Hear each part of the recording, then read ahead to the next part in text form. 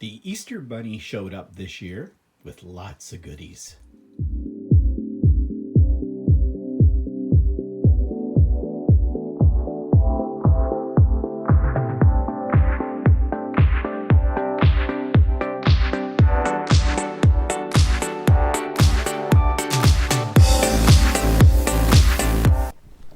Good morning, everybody. It's Stephen here for Bland Designs, and this is my weekly vlog number 112 for Monday, April 22nd, 2019, and it is Easter Monday. Now, I don't know about in your area, but in our area, most things are open with the exception of schools, banks, government offices, I think. And this was the weekend when I was a teacher that after we got through it, we knew the end was in sight before summer holidays because there's only really another month before the next major long weekend. And then after that, well, the kids are pretty much in exams and we as teachers were free. Yay! Of course, now every day's a holiday for me as a retired person. So I hope your weekend was good. Hope you had a good Easter weekend and hope you didn't eat too many chocolate bunnies. And so speaking of chocolate bunnies, I'm going to jump right in with a project that I did this week. I made this little bunny right here, and he holds some chocolate. Actually, he's a bunny holding a chocolate bunny and a chocolate bar. I think there was another chocolate bar in there, but I think I ate it. I made about 8 of these on my embroidery machine, and they're kind of cute. They're machine appliqued. They're a lot of fun to make, although when you're making 8 of them and each one takes about an hour to make, the novelty kind of wears off quick enough. But I made these because we went to my sister's for dinner yesterday, for Easter dinner. And I put one of these with the little chocolates and everything in them at each place setting. So there were 8 of us in total for that. And everybody got a little bunny to take home. I like making little things like this. They're kind of fun. And, you know, I like making things and giving them to people. I don't know if they like getting them or not, but I don't care. It's fun for me to make them. So I did that.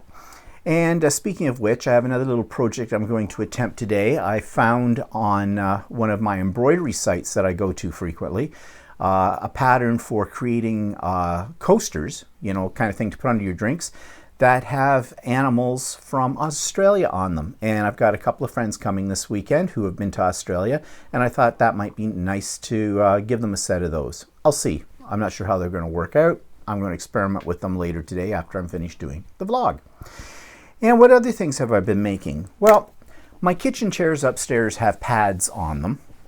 And they were fairly expensive pads at the time that I bought them, which is a few years ago. But they're in sort of a off-white cream color.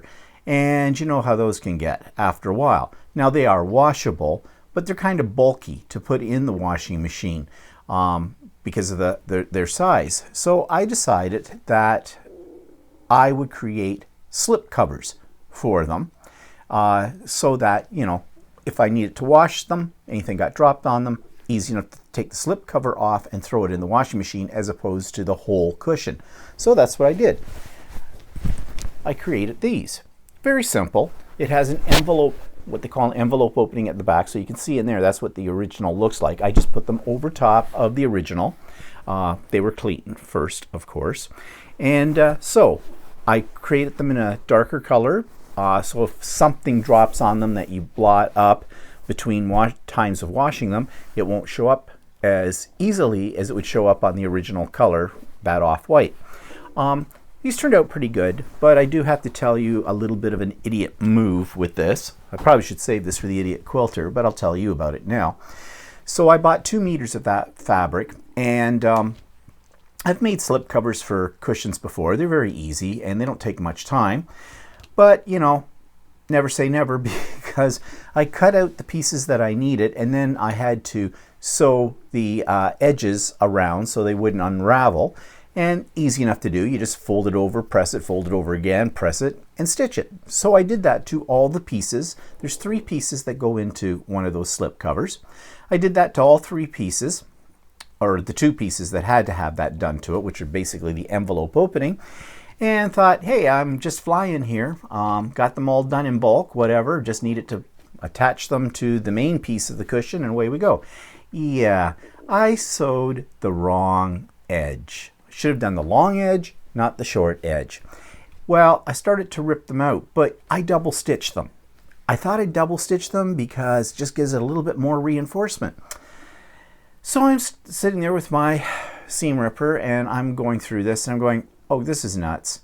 Forget that. Well, I didn't have any of the fabric left. So instead of ripping those all out, I just tossed them into my scrap pile and I went back down to Ultimate Sewing and I picked myself up another 2 meters of that same fabric, and this time I did it right. So, you know, making slip covers is fairly easy, but don't get too cocky about it. And really you should do maybe one cushion at a time just to make sure you're not blowing it. I mean, if you blow it on one, you can probably recover from that. When you blow it on all 4, that uses up your fabric. So anyways, live and learn. Okay, so that takes us to the YouTube channel of the week. This one has nothing to do with crafting, nothing to do with sewing, but it's very entertaining and it's very cathartic. And you'll see what I mean when you watch this. The YouTube channel for this week is called Scammers Revolts. Scamming the Scammers. Now, if you've ever been called up by anybody who's been trying to tell you that your computer is not running correctly and they can help you out, or if you've gotten calls from services like duct cleaning or telling you that your credit is bad and they can help you out with that, all the different types of scams that are out there, then you're going to enjoy this YouTube channel. It's very cathartic. What happens on here is the person who puts these up calls up these scammers and scams them.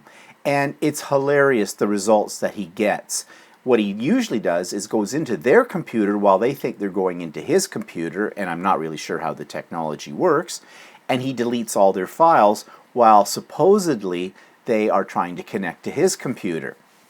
The results are hilarious. He really gives it to these guys, and the way that they respond to him is where the humor lies. So if you want a release from the frustration of listening to scammers, then this is the YouTube channel you should be going to, Scammer Revolts. So the link for Scammers Revolt is listed in the notes below, as is the Stephen and Walter Live. This week's live, a couple of things about it that make it a little different from the usual ones. One, we froze up again. Now, we haven't frozen up in a long time, but about 1/3 of the way into the broadcast, we froze. But I chose just to keep going, so it's become more like a podcast than a video. There we are, Walter and I, frozen in time, but you can hear everything we were discussing. And I don't know, maybe that's better anyways, because it's not like we're doing a lot of scene changes, costume changes, you know, the whole bit to keep you entertained in that. It's just us sitting there talking anyways. So you can listen to that if it doesn't drive you nuts. The other thing that makes it a little different is most of Stephen and Walter Live is a rant on my part. Something happened the other day. Some comments were written to our last week's video where we reviewed our trip to Australia, and I really felt the need to counterbalance the comments that were made by one individual who will go nameless right now, but I did not delete the comments this person made. I left them there so you can see them. I was upset by them. I'll tell you that right now. I mean, maybe I need to grow a thicker skin, but I do explain in the Stephen and Walter Live exactly why the various comments that were made were upsetting me. So if you're interested in listening to me rant for a while, then check out Stephen and Walter Live for this week. Links below. Also below, I have the link to this week's book as well that we'll talk about in a few minutes. So, speaking of rants, what's pissing me off this week? Okay. People who think it's their right to squeal on other people. In other words, people who stick their nose into other people's business when it doesn't need to be there. The reason I bring this up is because it was another Stephen and Walter Live. I had inadvertently made a comment that about something. I'm not going to say what it is because I've taken the video down since. that really, it wasn't a serious comment, but someone saw the video, ran to another person who, it was a comment about a business. It wasn't a negative comment about a business, and actually it wasn't even a comment about a business. It was just a comment that I made off the cuff kind of a thing. It wasn't a derogatory comment. It wasn't a negative comment, but it was something that might upset the person that, how do I put this without exactly explaining it? Basically, I said something that could get somebody else, give them cause for concern. And at the time that I made the comment, I didn't realize that. I hadn't made the comment to be derogatory or to be negative at all. Somebody who's also, involved with this business and whatever, ran to the store owner and squealed on me. Now, I'm sure this person who did it with the best intentions, just as a heads up, a concern, maybe this would cause a problem down the road. And it could have. In my opinion, no, it probably wouldn't. But this person felt it was their duty to go and basically squeal on me. And so I walked into this business and the owner asked to speak with me privately and mentioned this had come up. Well, I was embarrassed, to say the least. I was embarrassed. I was embarrassed because I didn't do it on purpose. I realized after the fact that, yes, there was the remote chance that this could cause somebody else a little bit of worry or concern. But what pisses me off about it, and I corrected the situation, okay? I immediately, and I take full responsibility for it. It was my mistake. But it got blown out of context. It got blown up. A mountain was made out of a molehill, in my opinion. And really, the person who squealed on me, it's just like being back in elementary school, Sally's tattletaling on Johnny for something, That's the way I felt. That's the way I felt at that moment. This person could have easily contacted me and said, hey, Steve, do you realize that in such and such a video you said this? And, I don't know if you thought about it or not, but that could cause a problem. This person knows how to get a hold of me because my email's at the end of all my videos. So it's easy. And if that person had come to me and had said that to me, I would have went, ooh, I hadn't thought of that. Okay, thanks for the heads up.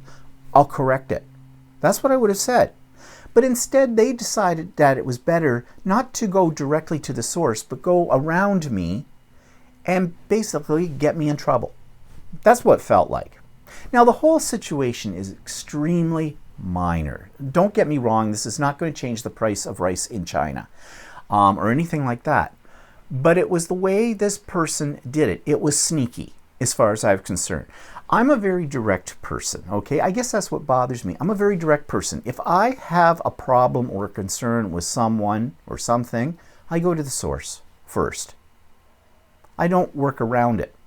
But there's a lot of people that stick their nose into other people's business, and they may think what they're doing is up for all the right reasons. I'm sure this person wasn't doing it to be malicious to me or anything like that. I mean, what was to be gained by that? But some people just can't handle being direct. And I have a problem with that. I really do. I've always believed, and maybe it was because of what I did for a living as a teacher, you got a problem, you go right to the source and you solve it from there. You don't pussyfoot around it. In fact, by doing that, I think sometimes when people pussyfoot around the issue or go behind your back or snitch on you, I think that creates a more serious problem than what the problem was originally. In other words, it blows it up out of proportion. And that's the way I really felt about this. In some ways, there's a part of me inside that would like to call this person out. There's a piece of me inside that would like to contact this person and say, hey, why are you such a jerk? But I won't do that. That's in my wicked imagination. And the reason I wouldn't do that is because I am pretty sure this person didn't think about how this would affect me. They thought they were doing a good thing. Okay? So, you know, they did it for all the right reasons. They just went about it the wrong way. But it pisses me off when people do this. And they do this a lot. And there are a lot of people in our society who snitch all the time about this and that and the other thing. And they think they're doing the world a service with that. And a lot of times they're just creating a bigger problem. I don't know if what I've just said to you is clear enough, if it's making any sense. I'm purposely not giving you details about the incident because that would just reopen up a can of worms, and I don't want to reopen it.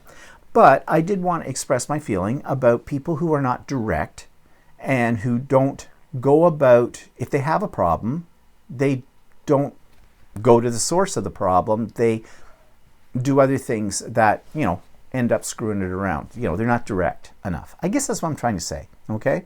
But anyways, the problem is resolved. No one was harmed one way or another in it. And I guess I'm going to choose to look at it in a more positive light, as in this person was doing what they thought was the right thing. They were trying to help or to alter a situation that might have had, in their opinion, more negative consequences than it really did. So maybe I should look at it that way. That's a more positive attitude to take, I guess. Okay, I guess so. The bottom line is, keep your nose into your own business. Simple. Okay, let's move on. All right, new products. Well, this is a little unusual. Here it is. And I'm going to take it out of the package and show you. There's two pieces to it. See if you can guess what it might be for. So you've got this fancy looking little torture device. It opens up. And then there's this little clamp. Well, I saw this on a YouTube channel called Dad Sews. And what it is they call it a third hand. And it's for anybody who needs to, you know how sometimes you wish you had another hand to hold something? That's what this does. You clamp this to a table or whatever, and you hook this little, there's a string on this. Let me see if I can get it opened up here first of all. Okay, so you hook this string over this, and now, pretend this is the table down here in this. Now, you grab something. Let's grab a piece of paper here. And say we're cutting, that doesn't really show this very well, but let's say you were cutting a piece of fabric on a fold. Well, you know how difficult it can be at times to use your scissors in one hand and hold the fabric or a piece of paper, whatever, and cut a straight line with that. You clamp this down and pull it taut, and you can cut through it. It's just a little gizmo for giving you something to hang on to when your hands are busy. I don't know how often I'm going to use it, but I thought it was kind of a cool idea. It was very inexpensive. I bought it from Amazon, and as I said, it's going in my sewing room. I might use it, I might not. Actually, I think what it's going to be really good for is when I have to rip out a seam, a long one. I have an electric seam ripper, but you have to hold the material sort of taut and then work this thing. It's like a little shaver. I showed it, I think, on one of my vlogs or on Idiot Quilter some time ago, and away you go. Well, this, I think, would be very handy, because what I usually do is I take the piece of fabric and I pin it down to one of my ironing boards, or sometimes I just pin it to the leg of my pants, and that's my third hand. Well, this will work for that as well. So anyways, inexpensive, didn't spend a lot of money on it, so I thought, what the heck? I like gizmos, so I got it. Okay, and that's the only thing I have new this week. Let's see. What's coming? What am I going to talk about next? Oh yeah, book review. Okay, last week I talked about the book about quilling. Well, I have another one. This one's more specific to quilling flowers. That's what it's called, A Guide to Quilling Flowers by Helen Walter. So this is really something that people do a lot with quilling. They make, these wonderful flowers, and there's all kinds of different styles that you can create, and they can be very effective on a card, on a scrapbook page, on a mixed media kind of work of art. Give some dimension, and they're very fine and they're very delicate, and they're not that hard to make. Well, this book explains exactly how to make these different types of flowers. So I think it's a really good companion piece to the book I talked about last week that dealt with quilling. Now, what's the cost of this? I paid $22.95 for it at the time that I bought it, but I did look it up, as I always do, and on Amazon.ca you can get it for $12.99 Canadian, so about half the price.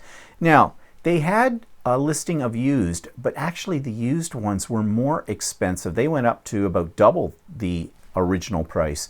So if you can get it brand new from Amazon for $12.99, I would say go for it. Not sure what the shipping was. Actually, I think it may have fallen under, if you had Prime, you got it for free shipping. But if you're getting into quilling, and a lot of people, that's the first thing they think about when they do quilling is making flowers, then I think this book would be great for you. So I've put the link to the Amazon listing for this in the show notes below. Okay, so this takes us to the work in process, and I showed you last week this little kit for making the photo folio scrapbook. Well, this week in my first installment, I put this together. So take a look. So today I'm going to put together this kit from iCraft called the Photo Folio Scrapbook.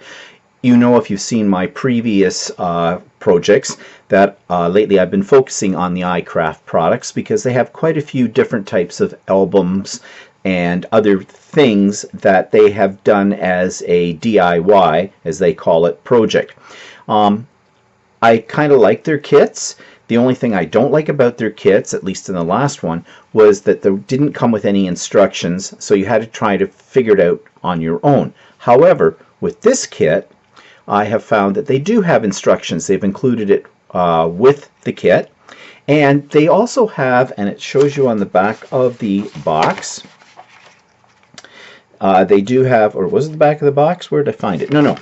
In the inside of the box, the instruction sheet shows you on the back of the instruction sheet that they have a YouTube channel called iCraft Design. So I went to this channel and I did find a 10-minute video showing you how to assemble this little album, this photo folio scrapbook album. Now, it's not very big, it's kind of on the small side, but it's kind of fun to do. And one thing in the kit is they come with two versions of it, one in black cardstock and one in craft cardstock. So today we're going to assemble this, and then in the next video I'll show you how I actually go about decorating it. And I noticed that my autofocus is on here, so just bear with me for a minute because I'm going to turn that off because that's going to give us some grief. Okay, so let's get started. Now, I have to admit I cheated. I watched the video first, and I do recommend that you do that. The instruction sheet is fairly clear. It's all done with photos of how to put things together, but I did find the video helpful as well. So, to start with, you have all these various pieces. So let's lay them out, and they have a diagram, a picture here of the 9 pieces that are contained in the kit.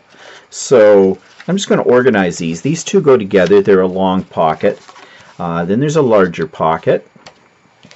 And then there is a couple of flaps.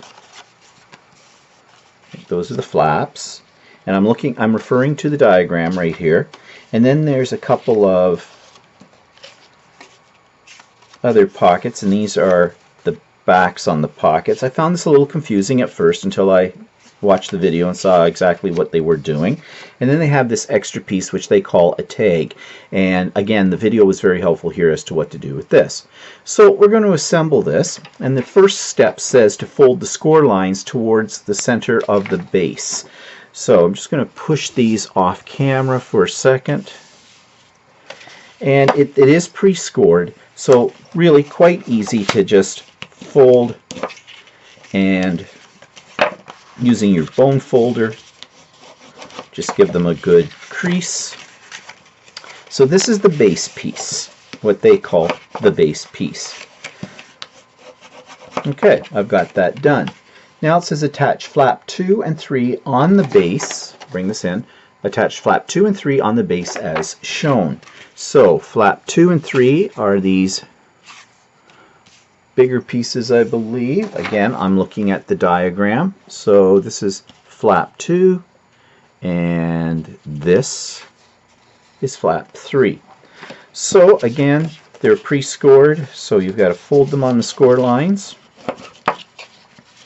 Give them a good crease.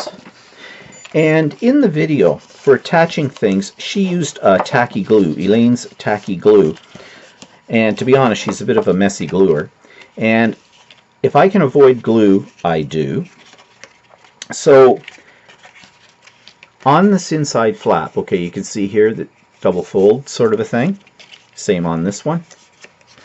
Then I'm going to place my double-sided score tape on this, and I'm using 1/4 inch. You can use glue if you wish. Make sure your glue is the type that dries clear, because if it doesn't, it's going to look very messy when you're done, and that's another reason why I'm using the score tape.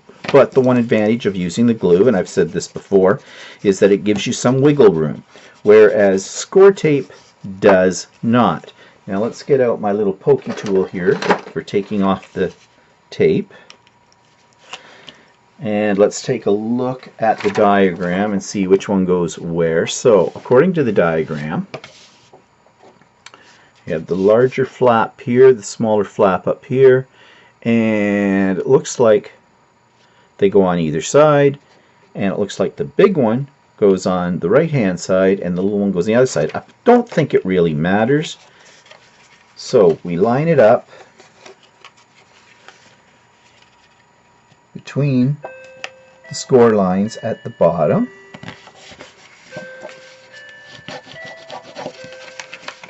And I like to give it a good varnish. And let's take the tape off this one.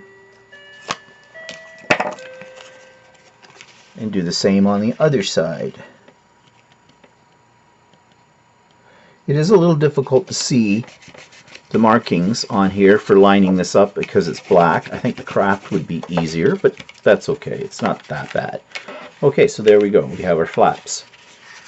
Okay, so now in step 3, we have to assemble, it says attach pocket 7A onto pocket 7B.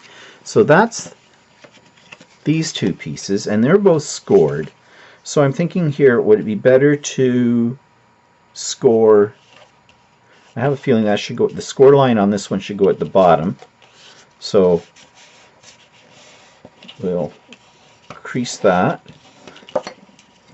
And this one has a score line on the bottom and on each side. I think, now these are pretty narrow, so I think my tape though will be narrow enough. I think I have 1/8 of an inch, which, let's just see, compare here. Nah, I think these will be fine. Alright, so it says to put these together. I'm assuming this piece would go somewhere on here. Let's see. Yeah, it shows this going on the inside down here some. Nope, can't be on here. That's weird. That's what it kind of shows. Nope, those are the flaps. So well, it goes this way. All right, and then this goes on top.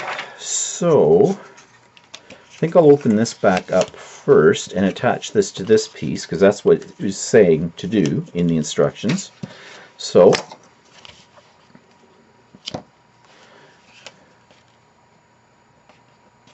now this score tape, just the 1/4 inch, just makes it.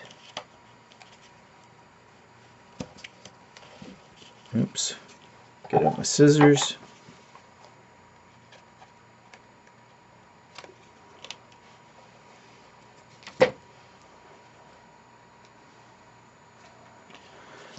Okay, varnish that. This is a little fiddly. I'm going to see if I can find some 1/8 of an inch score tape. Yep.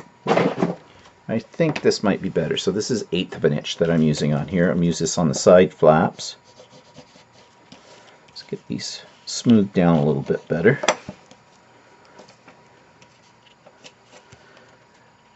Now, a little bit about using double-sided tapes. Don't cheap out, okay?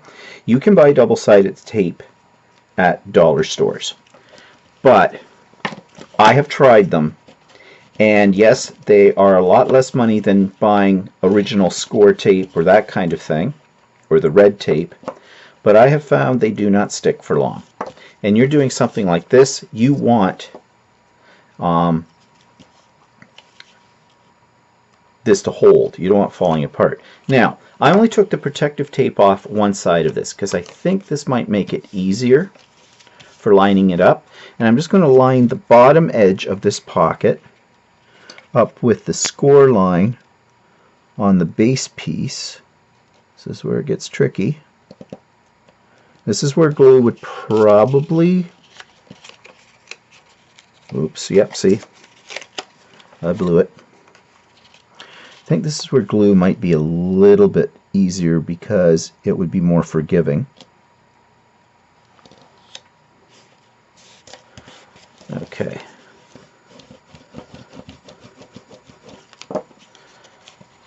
Now we'll do this flap. Sorry if I went out of shot there for a minute. Now these should be a little easier because as long as you've got that bottom piece straight, shouldn't have any problem getting these lined up. There goes my email. I forgot to turn off the sound on my computer. And fold that one in and over. Okay, got a little pocket here. Now, according to the instructions, I am not supposed to attach this yet. I'm supposed to go on to step 5, which are these two pockets. So these two little guys right here, and basically you're doing the same thing. So let's take the bases on both of these and just fold them at the score line.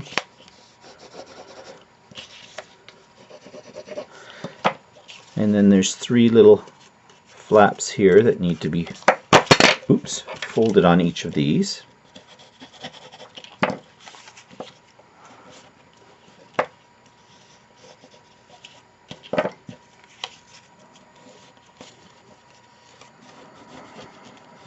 Okay, there's pocket 1.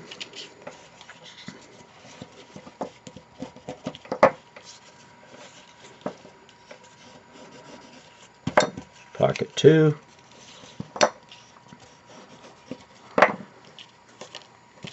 These in the shot, put that up there. And again, I'm going to use the 1/8 of an inch score tape.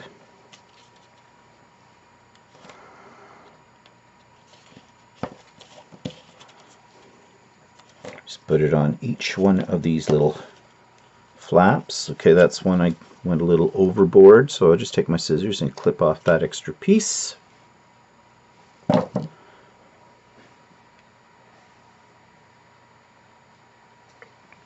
And just as another aside, while I'm putting on the last piece of tape on this pocket, the scissors I'm using are the ones by Tim Holtz, the Tonic scissors. And I really like these scissors. I've had them for quite a while. I actually have a couple of pairs of them in various sizes. And the reason I like them is because for something like this, cutting off a little piece of double-sided tape, it doesn't stick because these are Teflon. Okay, let's varnish these down.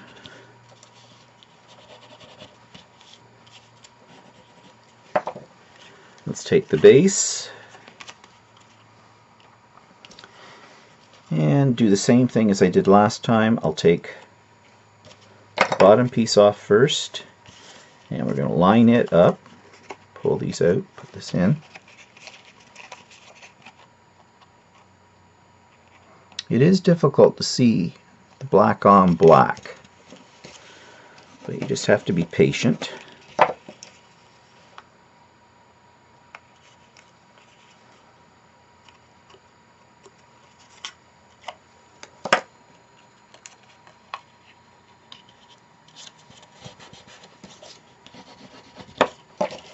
And the last side of this pocket.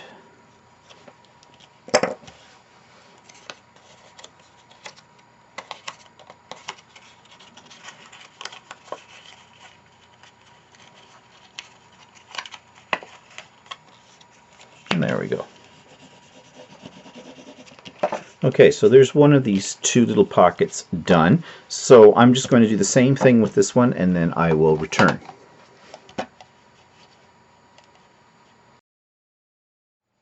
Okay, so I have my two pockets done right here, and we're just setting those aside with the third pocket. And now the instructions say to attach pocket 6 on flap 2. Flap 2 looks like it's this flap. Now we want to get these.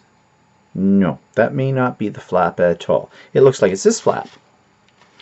And if the orientation is correct, now that's one thing about these diagrams or these pictures. They've done them from their perspective, not from the perspective of the person doing this. So I got to think about this for a second. Okay. No, it looks like they're sticking it on this flap here, and I think I want a smaller flap to go up. If I look at the diagram on the box, yes, the smaller flap's the one that comes over when this is closed up. So that means this larger pocket is going, no, wait. Okay, I am a little confused. Actually, I think from her perspective, this is the smaller, this is the larger, and she's putting it down here. Yes, this would make more sense.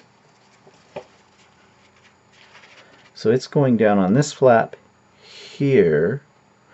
But when you open this up,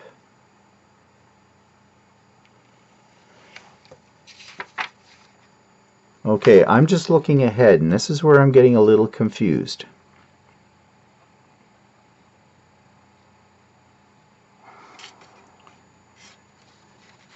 From her perspective, it looks like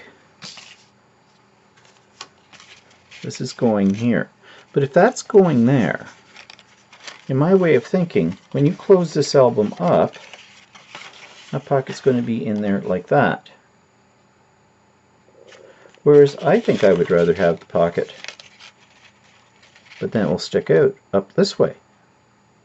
But no, if this is the top, if I have the pocket this way, but then there's other things there. Oh, I think that's why she's putting it on the side. Okay, I'm doing some thinking out loud here. All right, let's just look ahead at step 8 then. If you put this pocket, now the longer pocket is going to go on the inside, and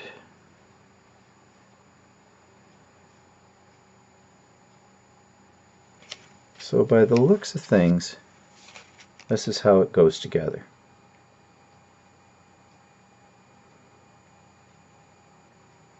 Okay. Yeah.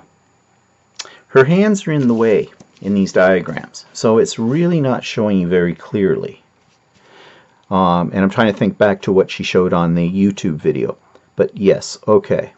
I think this is the way it's going to go. Yeah, I think I've got that. All right. I've already put my tape onto the pocket. So I'm just going to take the tape off the bottom piece first.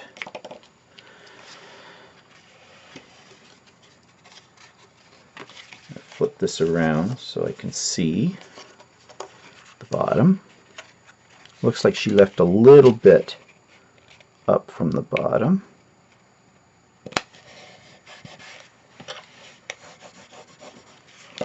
Okay. And then the flaps on the side.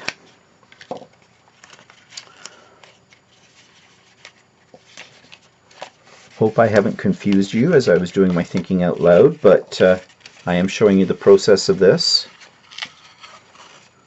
I am a little bit geometrically challenged.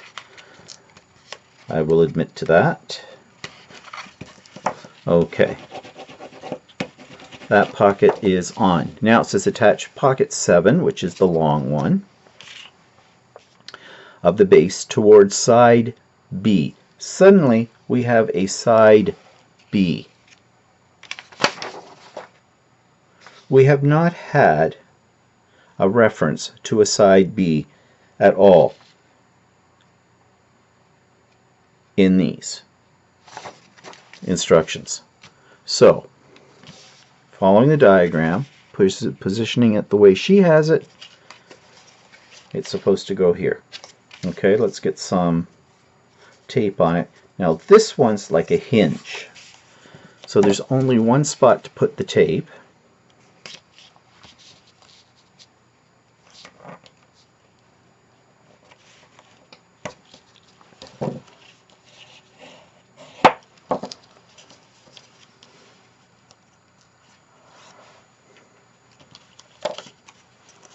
And she says right along here. Now there's a score line, so I don't want it to cover that score line where the album won't shut, and this just fits.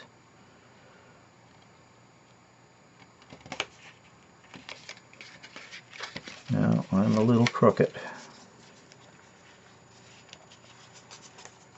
Just flip this around.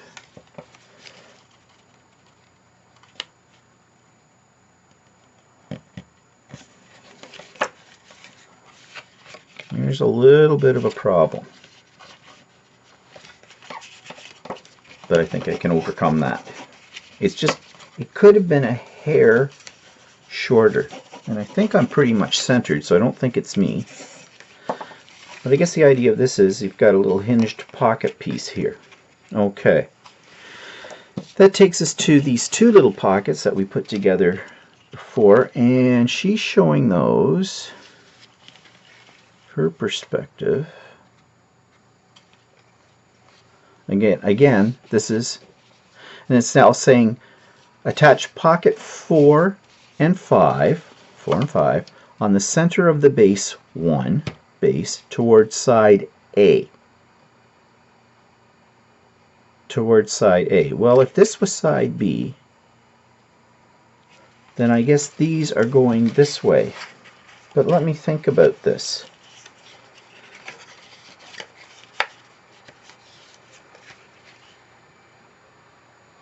I suppose, well, they flip up. These are on a hinge as well, so they're going to flip up. And it's the only way you can put them on, so that's got to be the way to do it. A little wider flap, so I'll use a little wider double-sided tape. I'm using the 1/4 inch on each of these.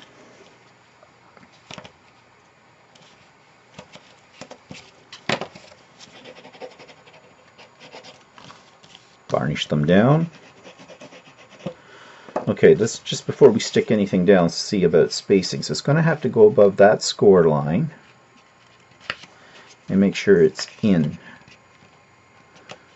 So, yep, they'll just fit.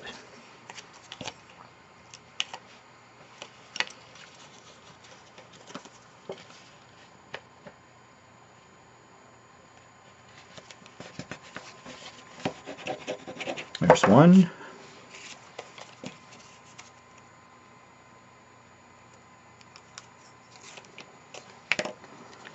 And line this one up. And there's 2.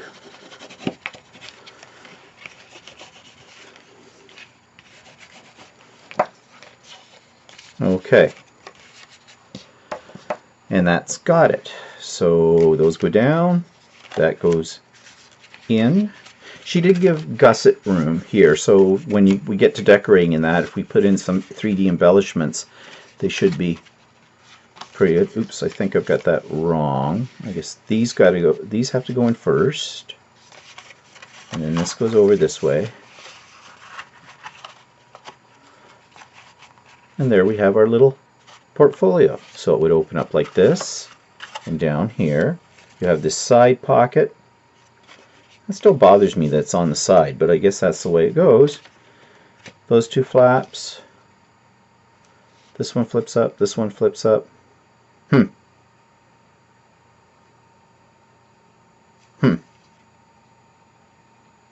I think I would have rather, okay,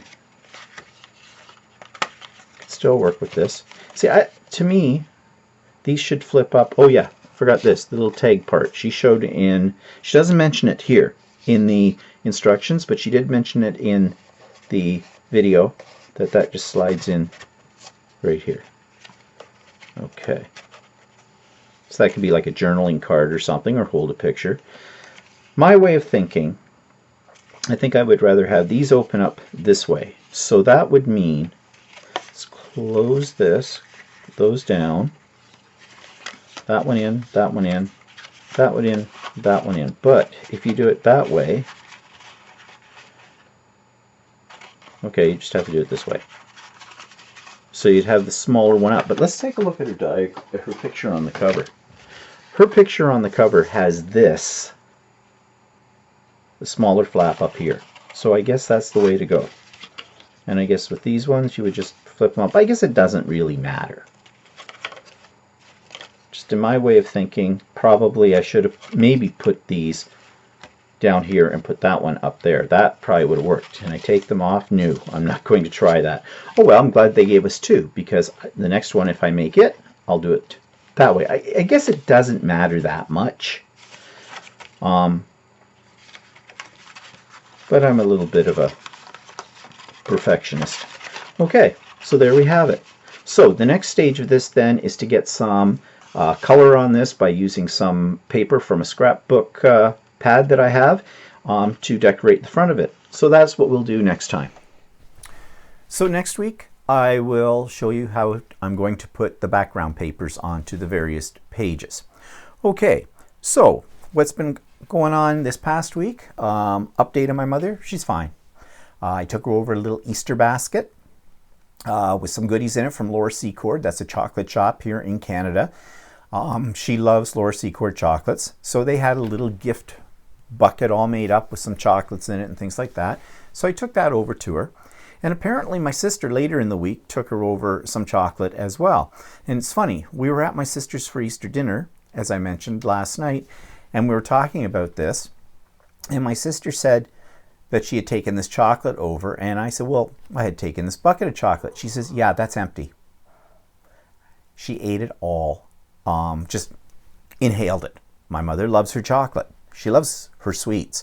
In fact, I was talking to her on the phone a few days later, and she had mentioned that my sister had taken this chocolate stuff over to her. And I said, well, Mom, now you've got a lot of chocolate, so don't eat it all in one sitting, because I said, then you're going to get sick. It's just like talking to a 5-year-old, you know, they get candy and it's just like that. Well, that's my mother.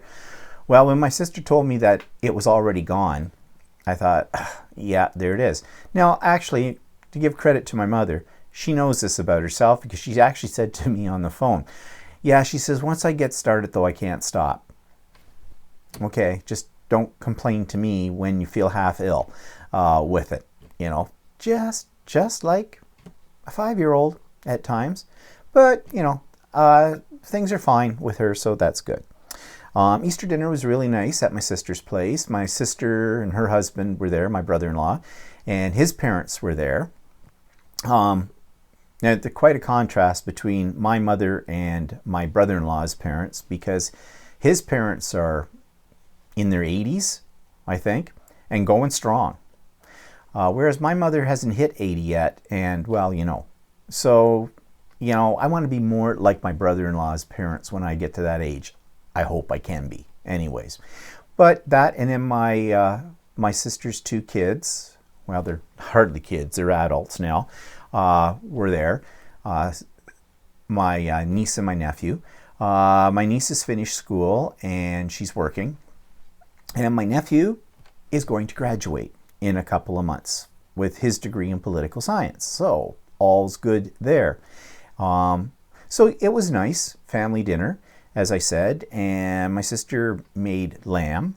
Now, lamb is something that I like, but I'm always a little iffy about eating lamb. Like, I'm iffy about cooking it myself because I'm really afraid it's going to taste lamby. And that comes back from the old days. My mother used to buy it every now and then. Back when I was a kid, we didn't have much of a selection in lamb. Like now you can get New Zealand spring lamb and Australian lamb and stuff like that. And even Canadian lamb is fine. But in those days it was mutton and it just tasted gamey. And basically, and no pun intended, left a bad taste in my mouth. Since those days, I have had excellent lamb, but I'm still a little iffy about it. So my sister served it, and it was great. It was delicious. I'm not so sure if Walter really liked it, because he's not that fond of lamb, period, no matter how good it is. But I thought it was pretty good.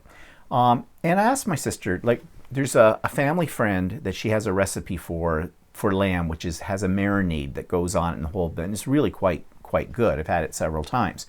I said to her, is this Yvonne's recipe? And she says, no. She says it came from Loblaws, major grocery store chain here in Canada. It's frozen, and it's Australian lamb, and it's already marinated and everything. She showed me the package. And it's one of those free-from products, meaning it's the lamb have not been injected with antibiotics and all kinds of stuff like that. And it was delicious. I thought it was really, really good. I would like to get a package of that and try it for ourselves, except I don't know if I can talk Walter into that. But anyways, it was really good. It was a really nice dinner at my sister's. And yeah, so that's what we did for Easter. So what's coming up? Well, next weekend we have guests. A couple of friends of ours that live in the city in Toronto are coming out for the weekend. We've known these people for a long time, for over 35 years. And we get together about twice a year. One time of the year we go to their place for the weekend, another time they come to our place for the weekend, and it's our turn to host this time. And so they're coming out. And they've been to Australia recently. And I think they went to New Zealand as well. And so it'll be nice to compare notes about our trips and things like that. And it'll be good to see them. As I said, we only see them about twice a year, and yet we've known them for over 35 years. So that's something coming up to look forward to. And that's about it. Can't think of anything else that's happening. Oh yeah, Walter and I go to the doctor this week. As you know, my doctor is very thorough, and we did our blood work last week, and she'll probably tell us the same thing. Well, your blood pressure's a little high. You need to lose a little weight, exercise more, drink less, mind salt, stay away from processed foods, have a glass of water and a toothpick each day, and you'll be healthy. So yeah, always looking forward to that. I'm not a fan of doctors, dentists, lawyers. I'm not a fan of any of those. And in fact, I was at the eye doctor too this week, and yeah, my eyes are fine, but I get them checked every year, and they always have to do a few extra tests because my mother has glaucoma, and so that means, and glaucoma is hereditary, and so they always check me for any signs of that as well. So yeah, but I came back, clean bill of health, my eyes are fine. Well, with the exception I gotta wear these, all right, and that, but everything is fine there. So yeah, and I'm hoping the doctor's gonna say to me, yeah, you're okay, you know. She's always listening to my heart. She thinks that I might have a slightly leaky valve. I don't know. No doctor's ever told me that before. She's the first one out of all of that. So I don't know. I suppose she is just being very cautious about things. But it's been reassuring. She's told me, oh, well, we don't need to do any surgery right now. Will we ever have to do surgery? Well, she says, we'll just monitor it. Makes you feel good, doesn't it, about that? But anyways, that's what's coming up this week to look forward to. So I hope you have a good week, and we'll see you next week. Oh yes, and Stephen and Walter Live will be at regular time this coming Sunday at 4 p.m. And hopefully we won't freeze up again. I thought that problem was all over with, but with YouTube, you never know. Okay, have a good one. Bye-bye.